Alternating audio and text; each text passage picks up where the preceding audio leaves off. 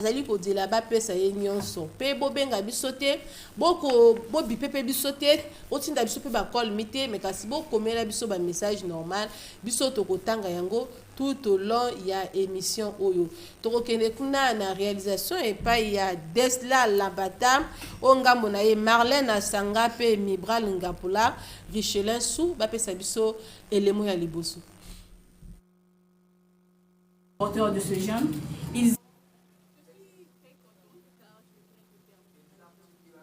est très anxieuse de rentrer dans le monde professionnel parce qu'après les études, il faudra mettre en pratique ce qu'on a appris dans les hôpitaux. Donc je suis plus anxieuse d'aller maintenant dans le monde professionnel. Je remercie mes parents et toutes les personnes qui m'ont soutenue durant la période scolaire. Et je remercie également M. Mendel Edjakele, le promoteur de l'Université des sciences professionnelles La Clairvoyante. Et je l'encourage encore à continuer à faire ce qu'il a déjà commencé à faire avec beaucoup de jeunes qui sont encore dans les quartiers, dans les maisons, qui ne savent pas encore quoi faire, à venir se faire former. Parce que c'est mieux d'être à la maison avec des diplômes que d'être à la maison sans diplôme. J'ai exposé sur le rôle d'un infirmier en conseil génétique auprès des couples à risque de transmettre la drépanocytose à leurs enfants. Le rôle d'un infirmier en conseil génétique, c'est d'abord d'éduquer la population sur les maladies héréditaires, d'accompagner les personnes atteintes de la drépanocytose dans leur choix et dans leur conception d'avoir un enfant et de les orienter, de les encourager à faire le dépistage avant de se marier et à encourager leurs proches aussi à se faire dépister. J'ai constaté qu'il y a beaucoup de gens qui ignorent leur statut génétique et celui de leur partenaire. D'où on a beaucoup de naissances des enfants drépanocytaires. Donc pour lutter contre cela, j'ai décidé de mettre en lumière la question de la lutte contre la drépanocytose. Ceux qui ne connaissent pas plutôt leur statut génétique, d'aller se faire dépister. Et ceux qui sont en couple, d'encourager leurs partenaires à se faire dépister pour éviter d'avoir demain un enfant malade. Parce qu'avoir un enfant malade aujourd'hui, un enfant drépanocytaire, ça coûte pas seulement financièrement, en temps, et un enfant drépanocytaire n'est pas traité comme les autres enfants. Donc lui, il a besoin de l'affection, de la disponibilité des parents. Donc pour cela, les parents d'un enfant drépanocytaire, ils n'ont pas le temps comme des autres parents à vaquer à leurs occupations. Merci Desla Labata, Bouti Bongo Kolanda. Ilenge mwasi wana silisi formation, asali bongo soin infirmier, penze zali bongo eloko ya kitoko pe to kumisie na choix oya uti kusala. Biso tozali koloba na tonga lelo na o etali musala. Musala ezali bongo eloko oyo moto nyonso esengeli asala mais misala ezali ebele moto na moto akosala akopona mosala na ye par rapport makoki oyo azali na yango pe makoki oyo tozali koloba ezali bongo bongo na yo soki oza na bacapacité intellectuelle oyebi ke nga lelo naza makasi nzambe apesanga don soit ya kotonga ngai fo napona couture comme mosala na ngai soki pe lelo oyebi ke ngala na capacité ya kozala infirmière lokola ndeko oyo auti ko soutenir oyo okoki kosala yango. En tout cas félicitations na ndeko wana o wana limboli pe choix oyo asali na oyo etali enfant drépanocytaire pour toyebi ete na mboka na biso awa ezali penza sujet oyo ezali kosala ete bato ebele à l'époque ba monaki passe mais avec développement et la technologie, je pense que les alliés sont souci trop ma capacité pour la technique de Mikolo Oyo. Ils allaient permettre déjà d'avoir enfant drépanocytaire déjà ba pour la lengue singeli. Il y a qui top les alliés tes parents kaka adjoyer en charge dès le bas âge. Freddy Mopati. Alors, je l'ai toujours dit, Ismaël Akana, faire quelque chose c'est bien, mais avoir la maîtrise de ce qu'on fait c'est mieux. Donc, il y a des gens qui s'improvisent, qui veulent devenir infirmiers, médecins, juste pour avoir, je sais pas, appris quelques notions de base de ce métier. Mais moi, je dis que c'est important d'aller se faire former auprès des écoles, auprès des structures professionnelles reconnues. Parce que la santé, ce n'est pas une blague. Vous voyez cette dame qui a fait donc 3 ans à un institut de la place qu'on appelle l'Institut de la Clairvoyance. et qui aujourd'hui était en train de donc exposer son travail devant les jurys, qui lui ont d'ailleurs même félicité parce qu'elle maîtrise ce qu'elle a fait. Preuve que dans ce centre-là, dans cet institut-là, le travail, la formation se passe très bien. Donc je pense que c'est ce genre de personnes, ce genre de personnel de santé que nous voulons pour notre pays. Si vous avez suivi même son speech, vous comprenez, vous sentez que la dame maîtrise voilà, ce qu'elle a appris, maîtrise son sujet. Elle a même pris le temps d'expliquer c'est quoi le sujet dont il s'agit. Donc n'allez pas comme ça devenir, moi je vois un peu, surtout au village, hein, dans des coins reculés, des gens, juste parce qu'il est capable de faire un peu des piqûres, il devient docteur, on l'appelle dans le quartier doc. Et à la fin, c'est des morts. À la fin, c'est des problèmes de santé qu'on cause dans la vie des autres. Donc, je pense même que l'État devrait avoir un œil très sérieux sur ce côté-là, que les gens qui soignent les gens, même dans des cliniques, les petites cliniques de la rue, des zones reculées, que ce soit à la tête ou encore les gens qui travaillent là, soient des gens vraiment formés, capables de vraiment administrer des vrais traitements à leur sujet. Ismaël Akana, j'ai un message ici que je vais profiter de lire parce que bonjour le Congo, ce n'est pas que nous qui sommes sur ce plateau, mais nous sommes avec tous ceux qui nous suivent. Bonjour chers journalistes, je profite de votre émission pour souhaiter une excellente journée à mon épouse Ndinga Ngomba, Albakou Alchérine, à mes enfants Otiangoli Eugène Alvi, Otiangoli Euge Sophia, à mon grand frère Oka René, Otiangoli Christophe, à Oka Christian, sans oublier mon chef de service et le directeur général de l'hôpital général Adolphe Cissé, au directeur des soins infirmiers de l'hôpital général Adolphe Cissé. Nous sommes très heureux de vous savoir, vous, les infirmiers, devant vos écrans pour nous suivre. Donc, il faut vous faire former. N'allez pas comme ça piquer les gens juste parce que vous savez tenir les sirènes. Et puis j'ai une question, là je vais poser la question à Bibiane Essé. Oui. Bibiane Essé, tout le monde bongo lenge moi si oyo auti bongo ko soutenir na o etali bongo na makambo la santé. Mais ezali esengo mingi komona ete ye à soutenir même à penza défendre penza et loko nini oya poni. Mais quand tout le monde a bilenge mususu azan école de formation mais aki makana e ba cours parce que bien que na la fin quand baloba ke bato ba échoué que té l'école de formation mingi to yoka ngona ba balabala ke tuna ba échoué que té toujours à la fin ba couper sanga diplôme yo lobi nini na moto o akiko yoko la mosala mazo kima sous prétexte que na la fin na kodjaka ka diplôme. Mais maman espagnol yake mbiming yake vraiment imbimi yake membre en TV ba parents ba bibucha me fouti langue formation nge ba besoin ba me fouti langue formation ça me nge kwenda kulunguka nge kwenda kuyekola mais na tangi na tata na mama na kanisa nge me kwenda kuyekola nge na kimaka nge olenge kwena nge na kona bisika kaka mais na tangi na enseignant mibali na voilà ai la vie vala baninga à l'école yake ba luta bilamba yela lati oyo nge fo oyo amo kanisa kala mapapa basuki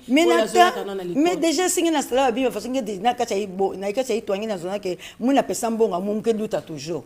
muke échoué parce que mbonga munki na zonza mais na tangi na zonza ke mbonga ki na zonza ngeke échoué mais na sur le terrain ki makaka sur le terrain ki makaka dans lenge kuma côté kaka na kwenda na kusalia na maboko tamis nge vana na formation longi ça se va pas nge ka se lembana mais nge vana na formation tangi ba vana longi sange nge zo avait temps ko longi ça mais nge na kuna kima papa ngi vana na nge bana ku vanda bana kutala façon maître qui na longisa ba mengeka na kati banzile ba balbala mais la tangi ke zonza pangi ba anvana na kulongoka ame kuswange za fait anvana tamuna na professeur anvana tamuna maître mais anvana tamuna maître anvana tout la bongo ayanzi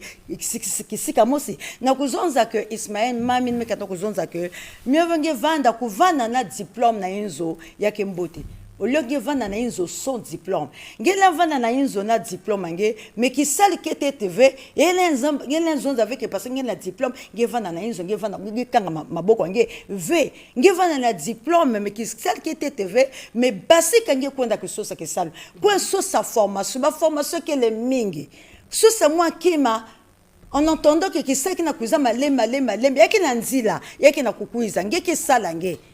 ngeki sala ngeki na nzila mina tangi ngena vingila ki saluna so sa tete ngi sala kim na maboko nge parce que bet nyoso ki la yaki na kim nyoso nzam déposer bet na kasa maboko kuzaba kusala kenti meki défendre ame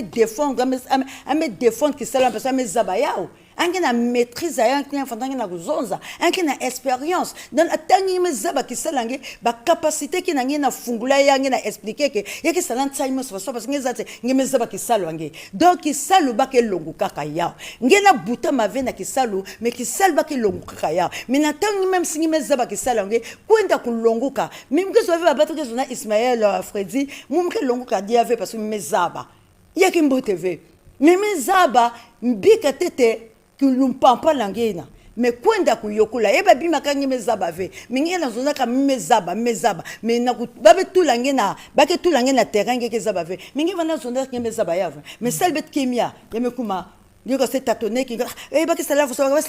parce que orgueil do atangi na kata nzutu au lieu que ngezoave mezaba ve parce que mingi ba congolais na kuzote kimi mezaba ve ke patient Alain Zabi sangi veut clairement que Mouzaba veya. Mais que tout, que Zabi sangi que Mouzaba, mais Bakaya tout là sur le terrain, les achans Zaba avec him. Betu biko la jamina, betu vanda, betu sumini en façon que zonza, betu kubwa mama. Vanda na tima yokulonguka, geke Zaba kwena mantuala. Zala formé, zala na diplôme, zali bongo eloko ya kitoko, mais le lor soko zu diplôme ezé loko ba bomba kananda côté, il faut exercer parce que ce qui le lor tangi lokola to moni lenge mwasi wana, azali déjà na connaissance, azali fraîche, mais ce ka zandi 2 ans 3 ans ndako, boko mona ete ako bossa na makambo misusu. Po esengeli mutu asala ka pona ko développer tango yozo sala wana mayele msusu zo baksama, mais ce que vandi na ndako teke sengela kinga ina zwa diplôme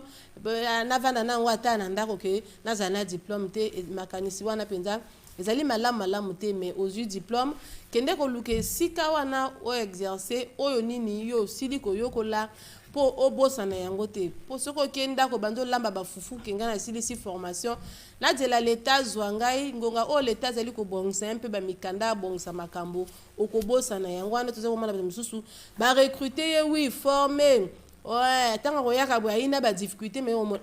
moto oyo pourtant participer à la formation, mais pour nani azo kokosa de leur côté, pourquoi yé à cause de la kaba intégrer moment on a tout 4 ans 5 ans 20 ans ndako à cause de leur côté, mais tant on va payer mosala incapable à cause ça, biso to le bakango a on a bonjour le Congo que mosala ezali kaka fonction publique te mosala ezali kaka osala l'état te mena oyo yokoli okoki kosala ne lenge oyo asali la santé tout monde kango tozali na ba clinique tozali na ba cabinet médical ko sala bato ba premier soin c'est pas mauvais aussi ko sunga bato na niveau ya population mais OK kuna o lukimbo sala na yo ozali ko sunga moi pour les premiers soins au niveau ya ba cabinet médical bako ko sunga yo donc ezali malamu moto nyonso ayokola mosala na ye Tokei kuna na réalisation et pas ya desla la bata apé sabiso élément mosusu poto zonga awa to commenter yango.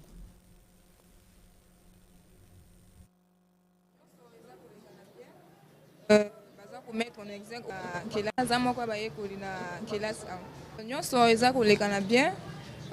baza ko mettre en exemple otu basiko yekola awa na institut na biso. Na olekana zo penser mo kolmo ko lekana awa. Parce que quand la baninga boza esenga pe naza ko banza un jour pe na le canapé liloba ona ko yikoloba suki ezana ba o baningi ba ko yekola ba ko yaka parce que nyonso eza ko lekana malamu pona moto nyonso nga naza ko yekola en tant que infirmière kozala moto azo sunga bato ko soigner bato ko silsanga suki na silsi posa na nge kozala na bana ko salela ona yokoli nazala na ba place pour ko salela ona yokoli na yokoli na ko fana ka bongo te fona sala ona yokoli pona ko sunga bato ba beli na ko apporter bango soutien pe lobiko liloba on a koyi koloba na bino ba oyo mona boyo koli awate biso tozali université des sciences professionnelles la clairvoyance donc on souhaitait boyaka awa boya ko étudier bino moto bozana posa ya kozala bato ba soigner que donc basungi ya ko aider bato na kati ya lobiko ya médecine donc nakoloba bino boyaka na bino nyonso ezoleka na malamu nyonso ezali malamu en tout cas formation ezali bien nyonso tout ezali malamu. Merci Desla Labata. Formation Pézali Kaka Médecine. Tout le monde il y a plusieurs centres de formation. Mardi, Toloba qui bon au Italie Don Bosco. Ils allaient bon école de formation. Ils allaient former batona ba métier belé, maçonnerie, couture. Tous allaient bon au kuna na ba centre de formation local là chez Papa Roma. Au balaksaka basi esthétique peu coiffure. En tout cas, ceux qui peut toquer na Mungali, tout le monde a ba centre de formation na au Italie coiffure, peu esthétique. Ils allaient belé. Motonyon so akosala mosala par rapport ya ba capacité o nzamba tiana ye mais tout monde bilenge wana bango wana bazwi nzela ya kosunga bato babeli bazwa lobiko bongo na nzela na bango pe bayamba bango ezali malamu po basali pe choix malamu ya kopona métier na bango mep soki lelo yo tanga te vous avez peut-être la capacité au Kingoyo que la soin infirmerie mais vous avez moto oyo nzambe apesa yo makasi na maboko bato misusu bazana misala azo sala kangaka na yesu ki me akangaka yango professionnellement c'est-à-dire akanga yango kaka ndenge ya ndenge quartier kende kuna yo kola participer na formation batali soni ne ko sala po o komisa suki oyo kangaka na ndako wana ekoma métier na yo ekoma mosala na yo oyo okosoma mapango ba voiture po ko kende à l'étranger na nzela na yango Freddy Mopati.